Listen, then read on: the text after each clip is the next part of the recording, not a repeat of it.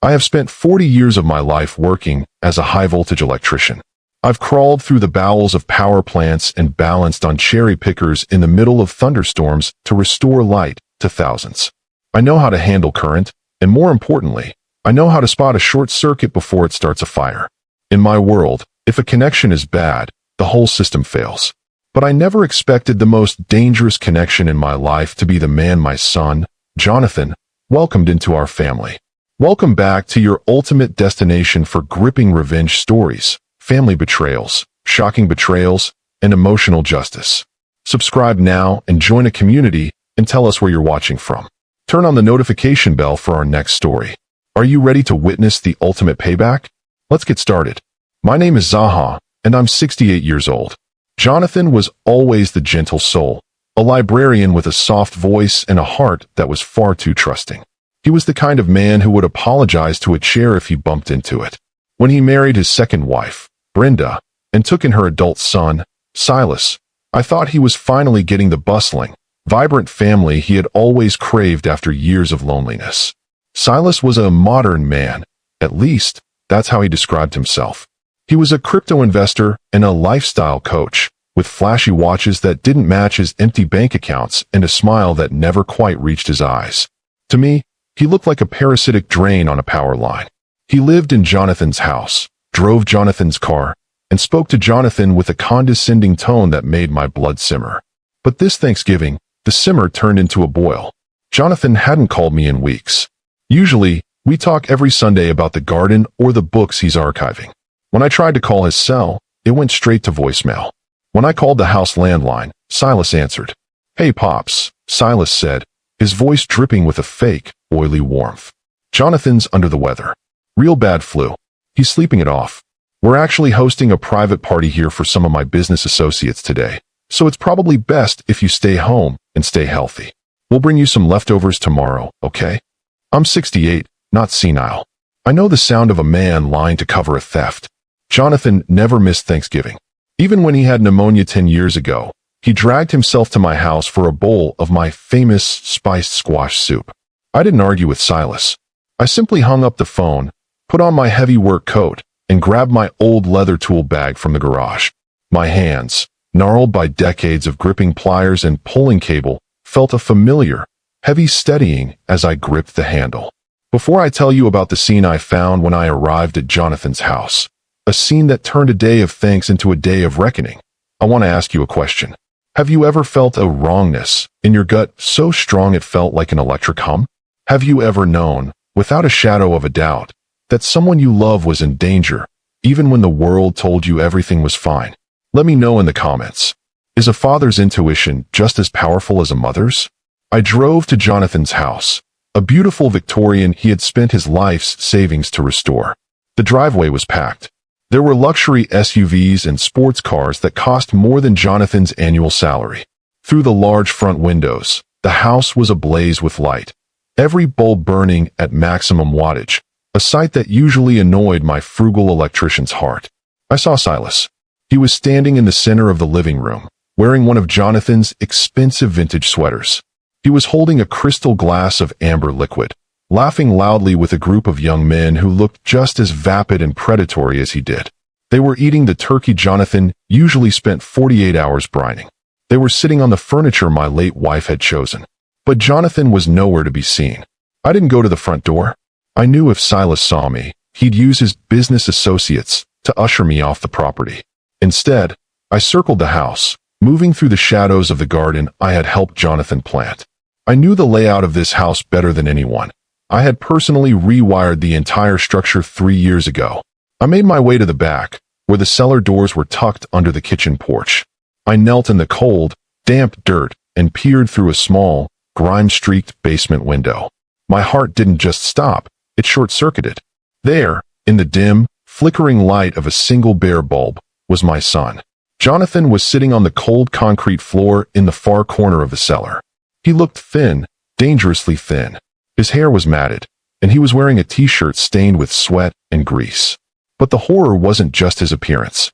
He was chained. A heavy, industrial-grade chain was padlocked around his right ankle, the other end bolted directly into the concrete foundation pillar I had helped him reinforce. Beside him was a plastic bowl of water and a plate of cold, picked-over scraps. Above him, the floorboards creaked and groaned. I could hear the muffled thuds of the party guests' boots, the bass of the music, and the occasional roar of laughter from Silas.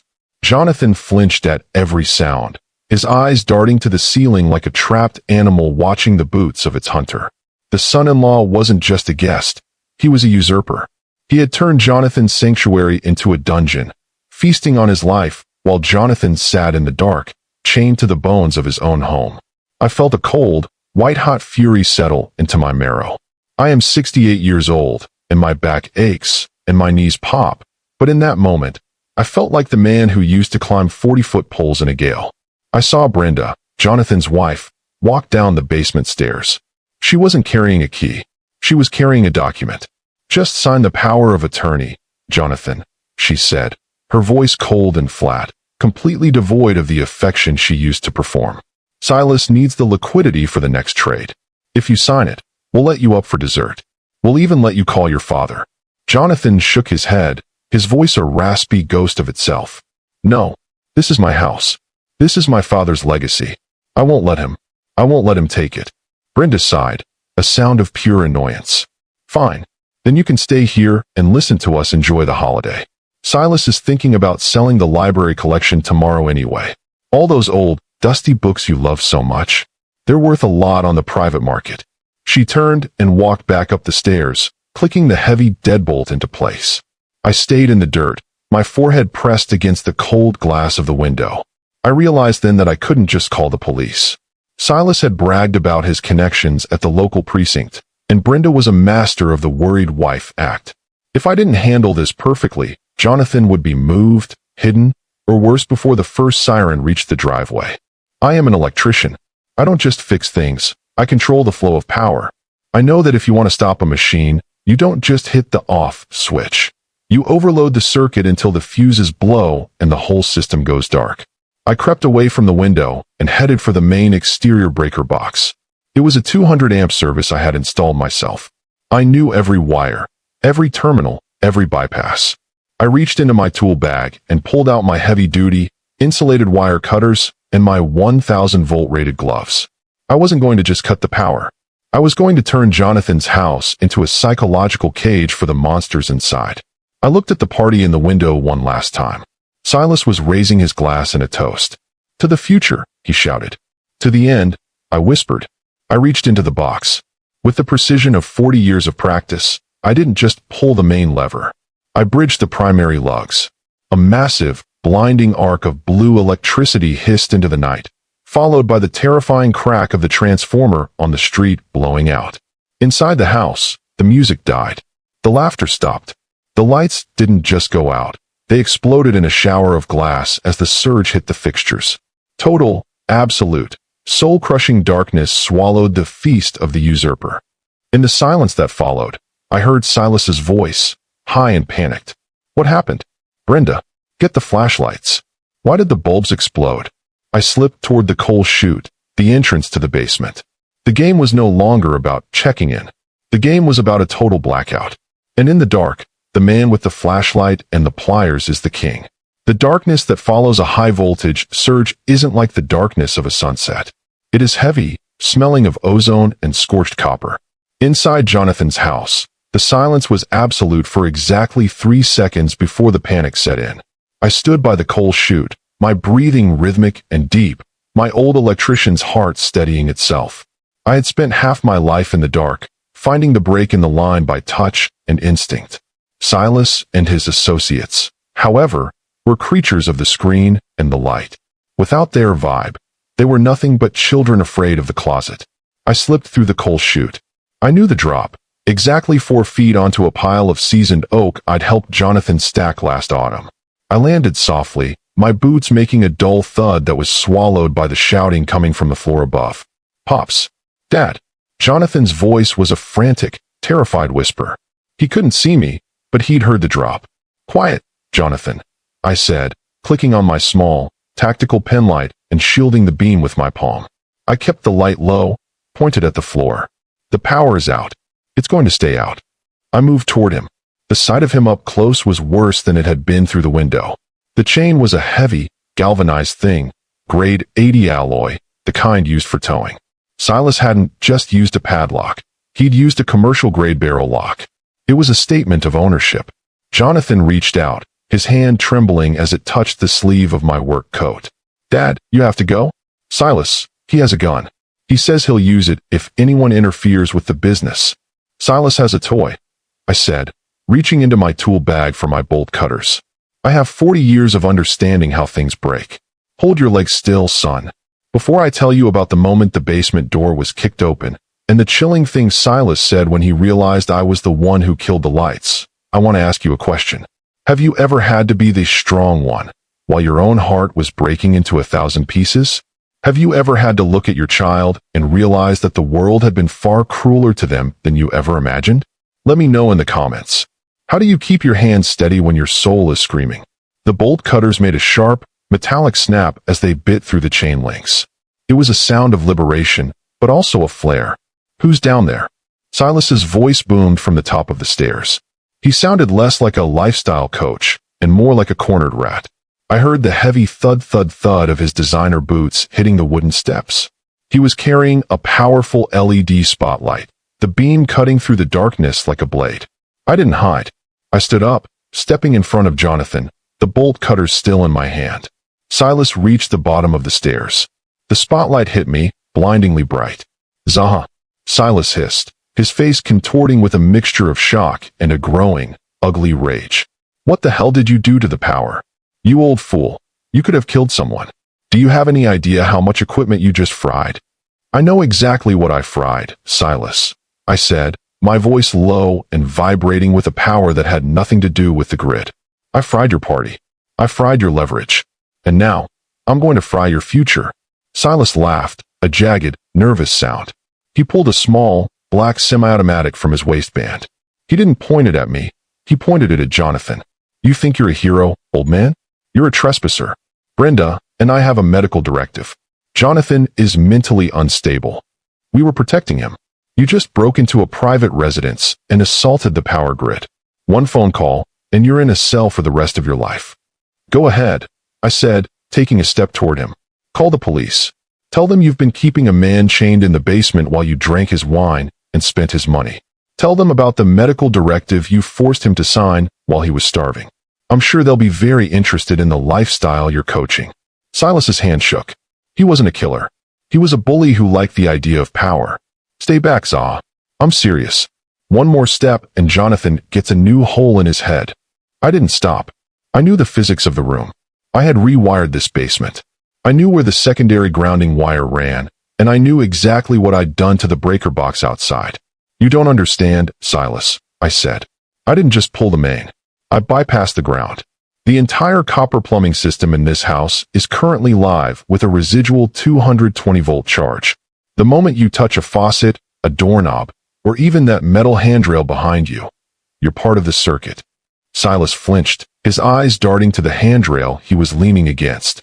He yanked his hand away as if it had been burned. It was a lie, of course. The plumbing wasn't live, not yet. But in the dark, with the smell of smoke in the air, a lie is just a premonition. "Brenda!"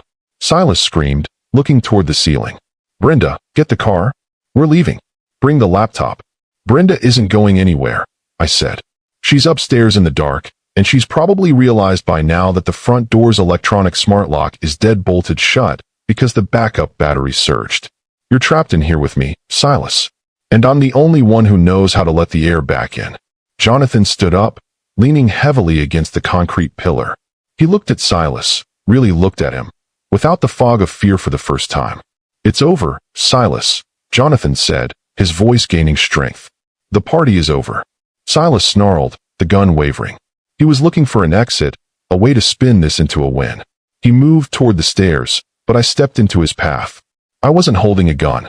I was holding a pair of heavy-duty pliers. "Move, old man," Silas whispered.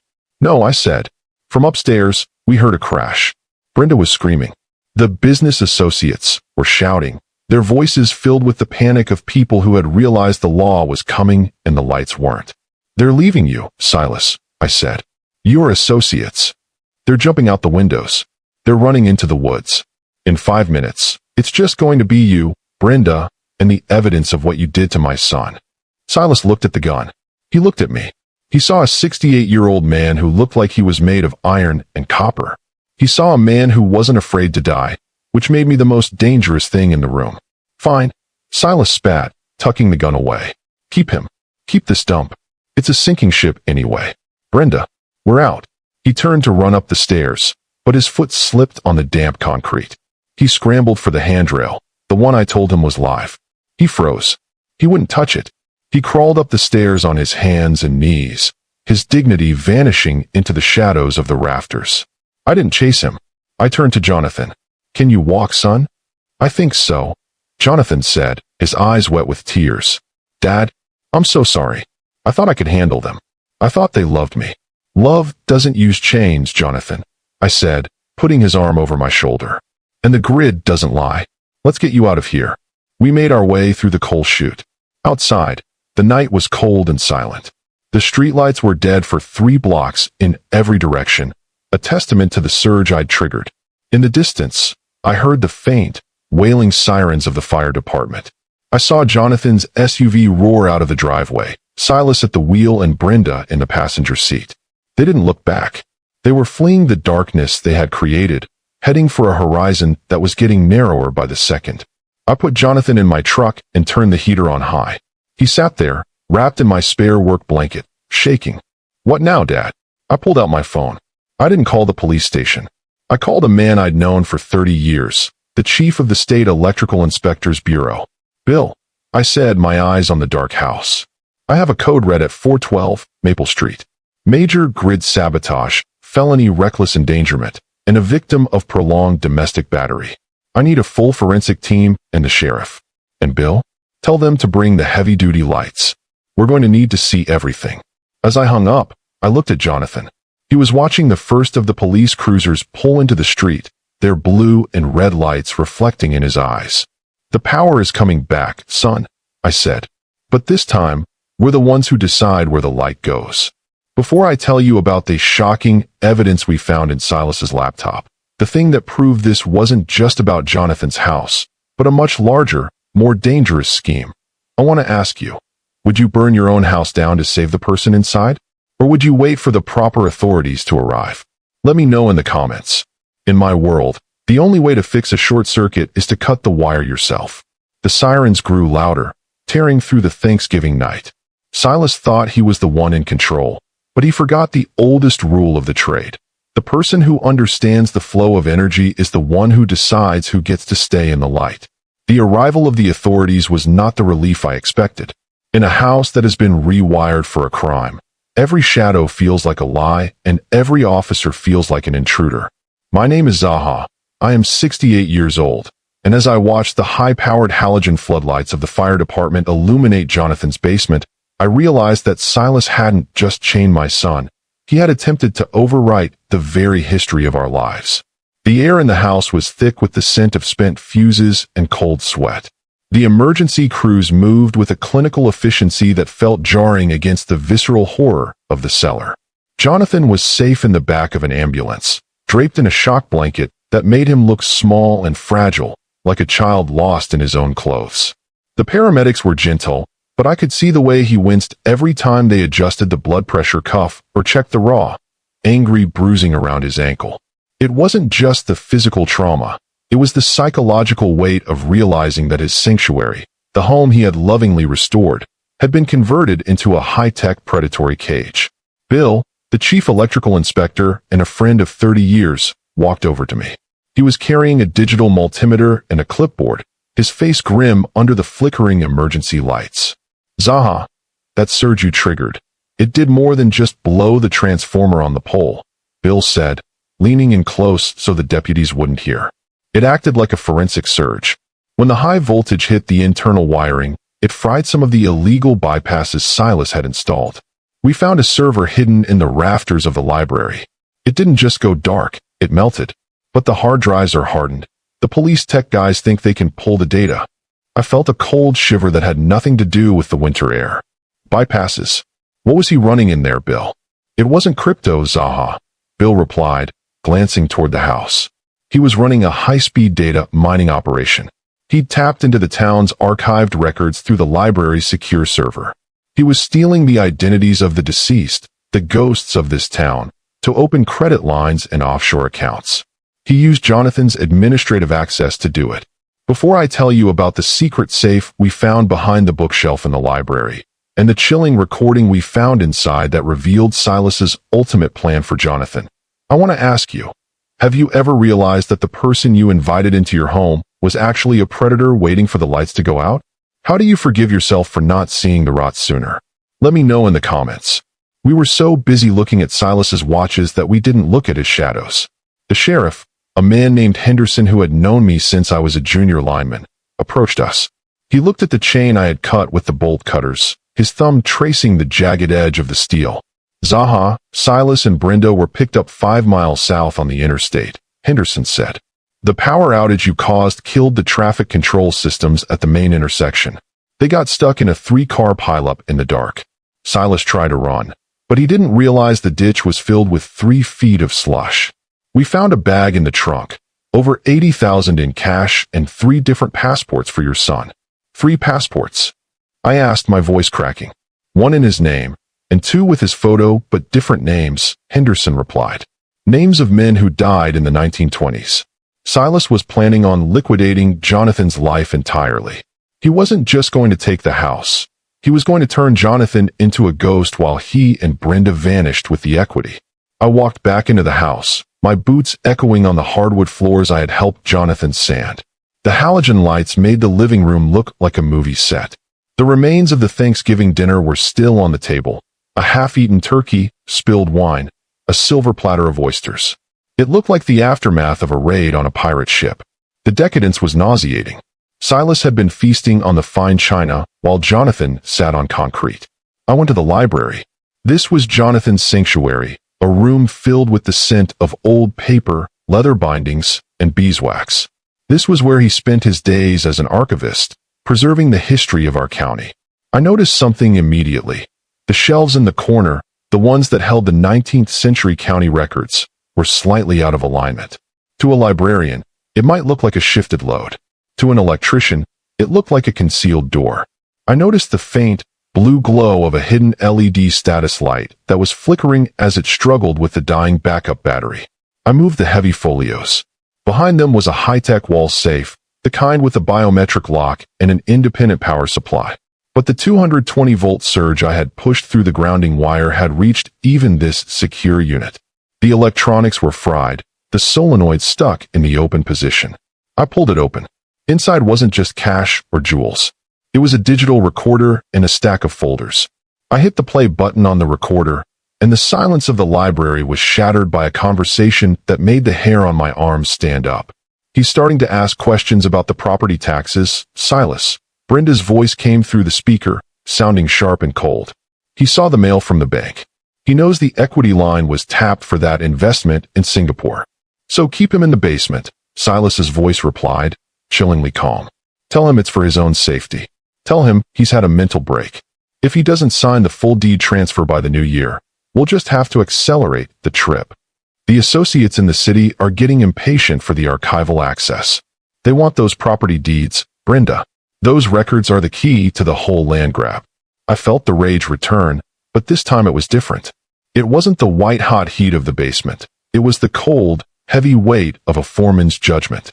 Jonathan walked in then, leaning on a crutch, his face pale but his eyes clear. He had heard the recording. He looked at the safe, the hidden server, and the wreckage of his sanctuary. He was going to erase me, wasn't he, Dad? Jonathan asked, his voice barely a whisper. He was going to turn you into a circuit with no ground, son, I said. But he forgot one thing. He forgot that the house still knows who built it. We spent the next few hours documenting the crime scene. Every wire Silas had touched, every modification he had made to the electrical system, was a piece of evidence. He had even installed hidden microphones in the vents, a parasitic network designed to monitor Jonathan's every move. It was a complete invasion of privacy, a systematic dismantling of a man's dignity. By 4 a.m., the forensic team was winding down. The halt of the halogen lights meant the dawn was coming. Silas and Brenda were safely in custody, Their business associates, scattered or caught in the dark. I looked at Jonathan. He was sitting on the stairs, staring at the front door. He looked like he was waiting for the house to tell him it was okay to breathe again. "What now, Dad?" he asked. "The police have the evidence. Silas is in jail, but the house still feels like it's screaming." "The house needs a deep clean, Jonathan," I said. "Not just the dirt. The energy. We're going to rip it out. Every inch of that illegal wiring, every hidden mic, every piece of furniture Silas touched. We're going to take it down to the studs." I looked at my tool bag. I was 68 years old, and my back was screaming, but I felt a new current of energy. "We're going to rebuild," I said. "And this time, we're the ones who write the code." But as I reached for my pliers, I saw a shadow move across the front porch. A car had pulled into the driveway, not a police cruiser, but a black sedan I hadn't seen before. A man stepped out. He wasn't Silas, and he wasn't an officer. He was carrying a briefcase, and he looked like a man who was used to giving orders. "Mr. Zaha," he called out, his voice smooth and dangerous. "My name is Marcus. I'm Silas's legal counsel. I think we have some matters to discuss before the sheriff files his final report. Matters involving a very large sum of money that seems to have gone missing in the blackout." I felt the short circuit of my anger flare up again. The game wasn't over. Silas had associates who weren't just CryptoPunks. He had the kind of friends who brought suits and threats to your doorstep at dawn. I stepped onto the porch, my pliers still in my hand. "The money isn't missing, Marcus," I said. "It's been grounded. And if you take one more step onto this porch, you're going to find out exactly how much voltage this old man can still carry." Marcus stood at the base of the porch steps, his polished Italian leather shoes a sharp contrast to the grit and salt of the driveway. He didn't flinch at my threat.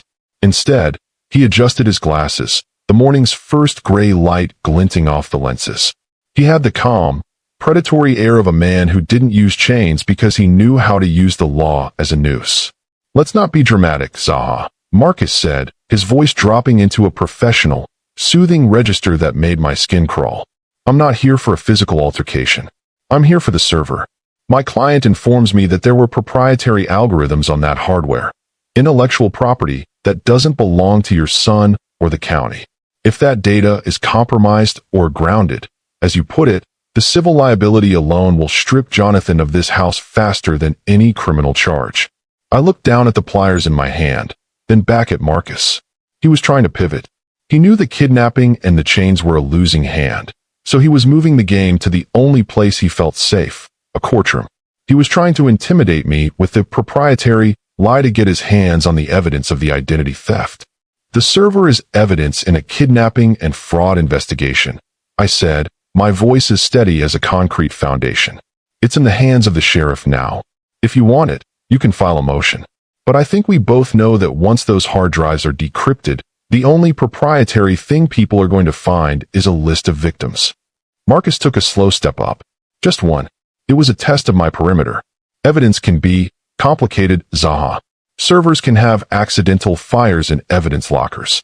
Witnesses can have changes of heart when their medical history is brought into question. Jonathan is a librarian with a history of anxiety. How do you think a jury will feel when they hear he consented to the constraints as part of a holistic therapy session gone wrong?"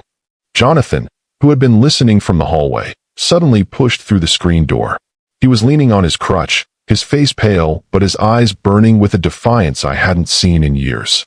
"It wasn't therapy, Marcus," Jonathan shouted, his voice cracking but holding its ground. "He chained me to a pillar. He let Silas drink my wine while I ate scraps from a plastic bowl. There is no version of the truth where that is legal." Marcus looked at Jonathan with a thin, pitying smile. "Memory is a fragile thing under stress, Jonathan. Silas and Brenda will testify that you were having a breakdown and they were protecting you from yourself. They'll say the chain was a temporary measure to keep you from wandering into traffic. And with the right experts, that story will stick. Before I tell you about the short circuit I induced in Marcus's confidence, and the hidden recording I had tucked into my pocket that changed the entire legal landscape, I want to ask you a question. Have you ever had to face a fixer? Someone whose entire job is to turn a crime into a misunderstanding? Let me know in the comments. How do you fight someone who uses the truth like a weapon against itself? I stepped forward, closing the gap between me and Marcus. I am 68, and my knees are shot, but I still have the shoulders of a man who pulled copper through industrial conduits. "You're a fixer, Marcus," I said. "You're here to clean up the mess before the state attorney gets a look at the books. But you made a mistake coming here this morning. You thought I was just a worried father. You forgot that I was the one who wired this house." I reached into my pocket and pulled out my smartphone. I hit play. A voice filled the porch, distorted but unmistakable. It was Silas, recorded by the smoke detector camera I'd actually installed in the cellar months ago when I first got a bad feeling about him. "If he doesn't sign the house over by midnight, Brenda, we're moving him to the warehouse. Marcus says the paperwork is ready, but we need Jonathan's signature to be authentic. If we have to break a few fingers to get it, so be it. Marcus says he can handle the medical report." The silence that followed the recording was heavy. Marcus's face didn't just turn pale, it turned a sickly, translucent gray. The proprietary algorithm of his plan had just hit a fatal error. "You recorded a privileged conversation," Marcus stammered, his professional veneer finally cracking. "I recorded a conspiracy to commit a felony on a device installed for the safety of my son," I countered. "And I didn't just record it. The moment the power came back on, that file was uploaded to a secure cloud server managed by the State Electrical Inspector's Bureau. Bill already has it. The sheriff already has it. And in about 10 minutes, the Bar Association is going to have a lot of questions about your medical reports." Marcus backed down the steps. He wasn't looking at the server anymore. He was looking at his car.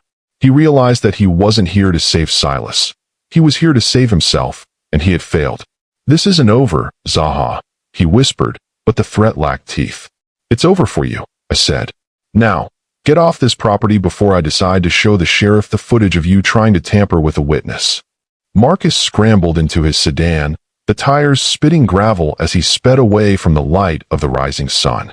I turned to Jonathan. He was shaking, his hand white as it gripped the crutch. I reached out and pulled him into a hug, a real one this time. The kind of hug that says the danger is finally on the outside of the walls. "He was right about one thing, Dad," Jonathan whispered into my shoulder. "The house, it feels like it's screaming. I can't live here. Not after what they did." "I know, son," I said. "But we aren't going to let them win by leaving it a wreck. We're going to fix it. We're going to strip out every inch of Silas's rot. And then, we're going to sell it.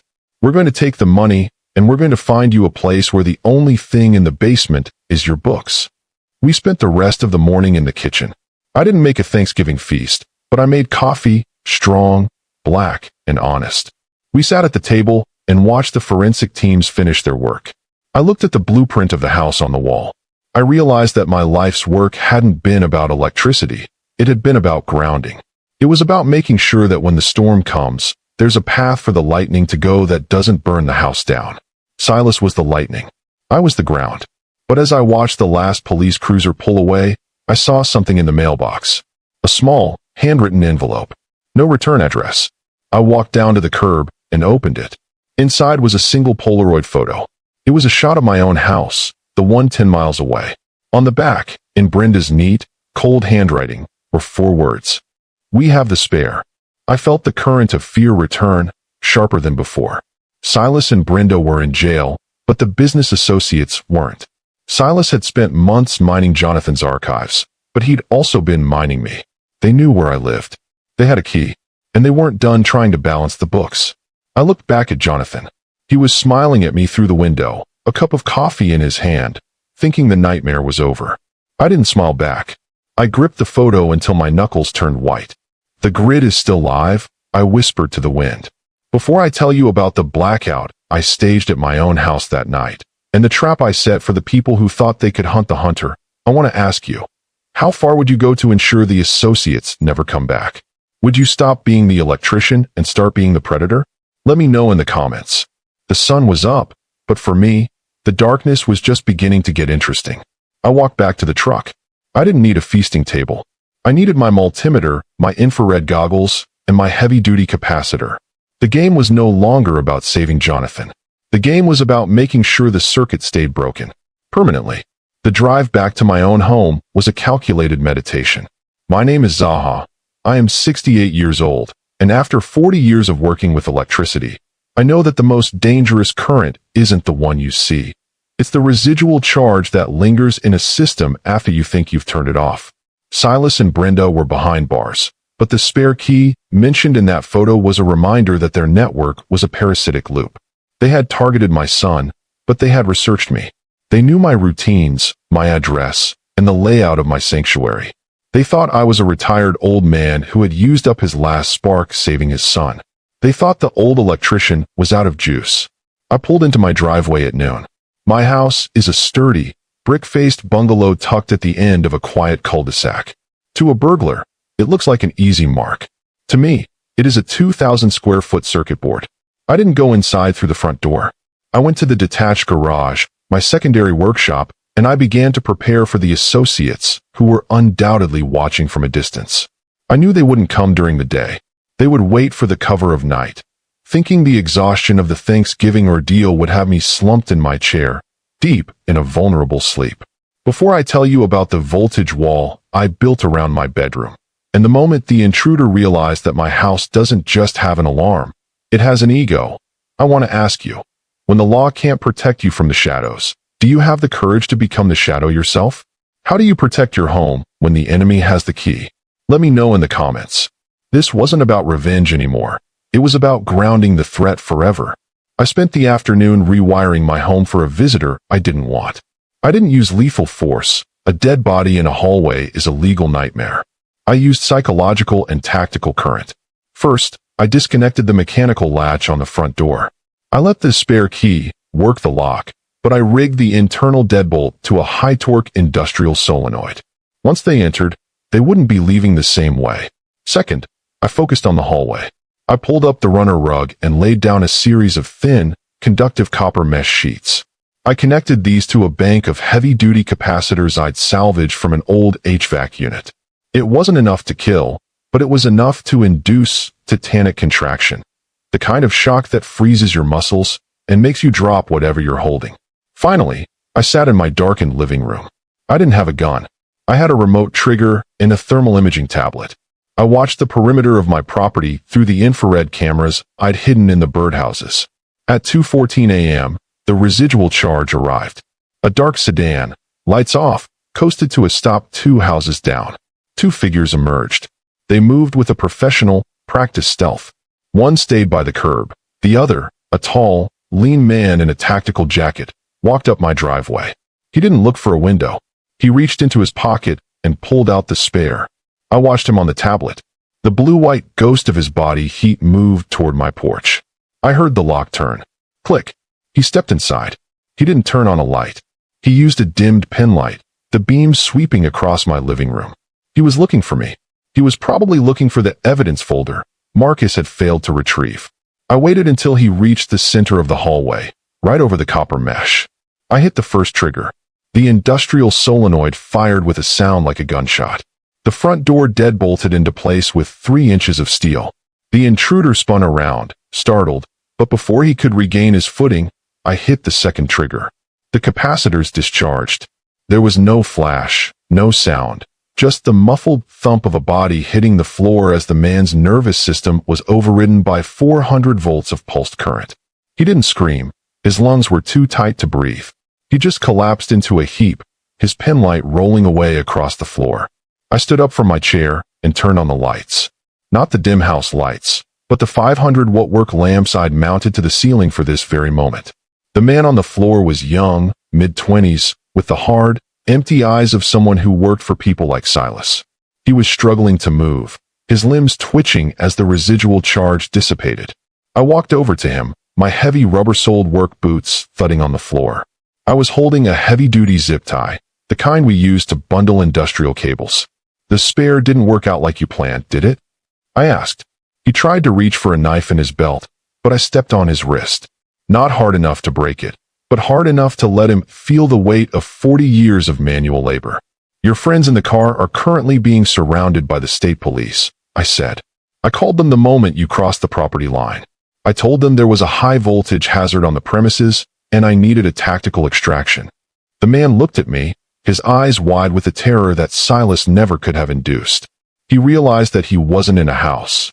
He was inside a machine, and the operator was a man who knew exactly how to make it hurt. "Who are you?" he wheezed. On the ground, I said. 10 minutes later, the cul-de-sac was ablaze with blue and red lights.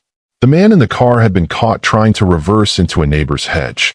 My visitor was carried out on a stretcher, still twitching, his business ended by a man who understood the physics of resistance. The sheriff arrived shortly after. He looked at the copper mesh under my rug, then at the bank of capacitors. He sighed and shook his head. Zaha, I should cite you for about 6 different safety violations, Henderson said, though his eyes were twinkling with a grim satisfaction. But considering this guy is wanted for 3 different home invasions and an arson in the next county, I think I'll just call it a temporary electrical malfunction. The system is safe now, Sheriff, I said, leaning on the doorframe. The short circuit has been cleared. The sun began to rise on the Friday after Thanksgiving. I drove back to Jonathan's house. The halogens were gone, and the utility crews were finishing the final touches on the new transformer. The house looked different in the morning light, scarred, yes, but no longer haunted. Jonathan was on the porch, wrapped in a blanket, watching the neighborhood wake up. He looked at me as I pulled into the driveway. He saw the exhaustion in my eyes, but he also saw the peace. Is it over, Dad? It's over, son, I said, sitting down next to him on the steps. The grid is stable. No more ghosts. No more spare keys. We spent the rest of the morning talking, really talking. Not about the kidnapping, but about the future. We talked about selling the house and moving closer to the coast, where the air is salter and the history is older. We talked about rebuilding his library, book by book. I looked at my hands. They were tired. The knuckles were sore, and the skin was dry from the ozone. But they were steady. I am Zaha. I am 68 years old. I am an electrician. And as I sat there with my son, watching the world come back to life in the full light of day, I realized that I had finally completed my greatest project. I hadn't just saved Jonathan's life. I had restored his power. We walked inside together to start the cleanup. The house was quiet, but for the first time, the silence was full of potential. The circuit was closed. The ground was solid. And the lights were staying on. Thank you so much for watching my story all the way to the end. Your support means everything. Don't forget to subscribe to my channel and drop a comment below. I'd love to hear your thoughts.